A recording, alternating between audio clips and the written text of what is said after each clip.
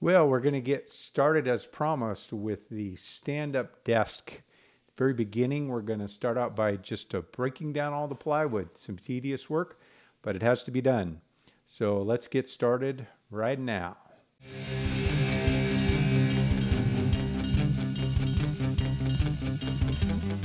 Now here, I'm going to do the top, which is the widest, biggest piece, and working my way down from large to small in parts to get the most efficient use of plywood.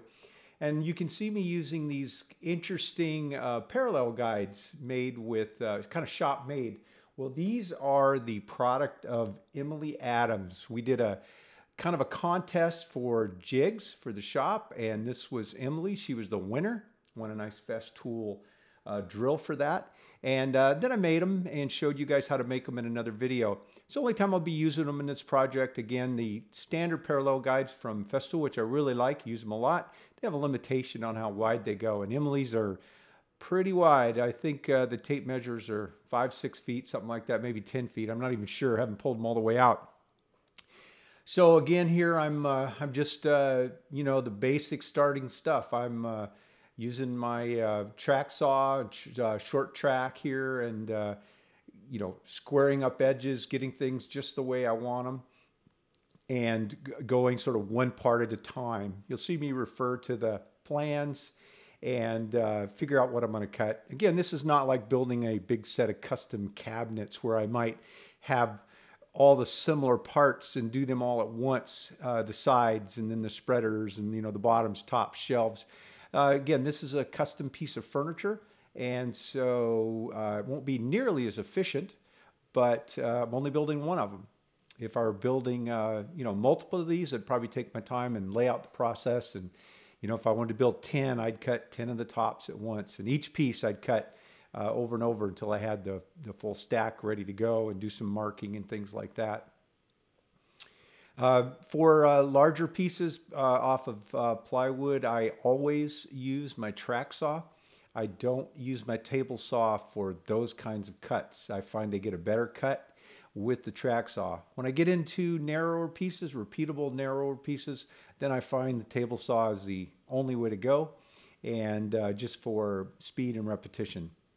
The track saw can certainly do it, but table saw in my workflow is more efficient. And then here, you know, I went over to the miter saw and cut some to length using the stops, again, to get repeatable cuts. And I'm just working my way through the pile as I make these cuts, checking my pieces and making sure that, you know, I'm getting the most efficient use of material. So we'll just, this is going at 6 times speed, so we'll just kind of watch the process here. Again, in the very beginning, I'm starting with the top, which is the most pieces and the most complicated. The bases, there's 2 of them. And so when I get to that point, I will be, you know, making repeated cuts to get 2 of everything for that setup. But this pretty much, there's a few pieces that are doubled up, and I'll be doing those as I go. So again, it's not the most exciting thing, but any project requires this. And you can see using the my workbench and a couple of very ancient strips of wood that are my sacrificial strips. I think those guys are still my originals. They're pretty flexible at this point because so much wood is cut away, but they still do the job and they transport easy. So I always have them, don't have any cuts or drill holes or any marks in my workbench. And I can certainly clamp up to them, which you'll see me do that as well. With the track saw and the way that it sticks to wood, I rarely need to clamp the track unless I'm doing routing. Then you'll see me doing clamping. But for the track saw, it stays in place. Never had it slip. So I've got all the parts cut for the top now.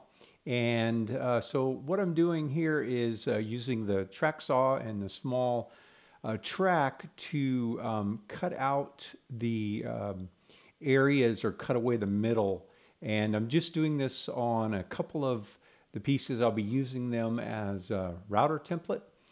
So I made an extra of each of the pieces I needed to be able to make this router template.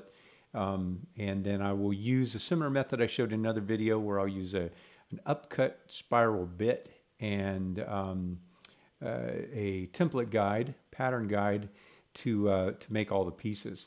So, you know, again, I need to cut out, you know, the template. So I'm using the track to make all the straight cuts, and then getting very close to the corners. These are square cut corners, and then using the jigsaw to finish that up. And because I'm cutting real close to the edges, you see me grabbing some scrap, and that's just to hold the track flat so that I can make the cut. So on with finishing cutting out the template or the pattern, and then I'll be able to use a router to finish it up.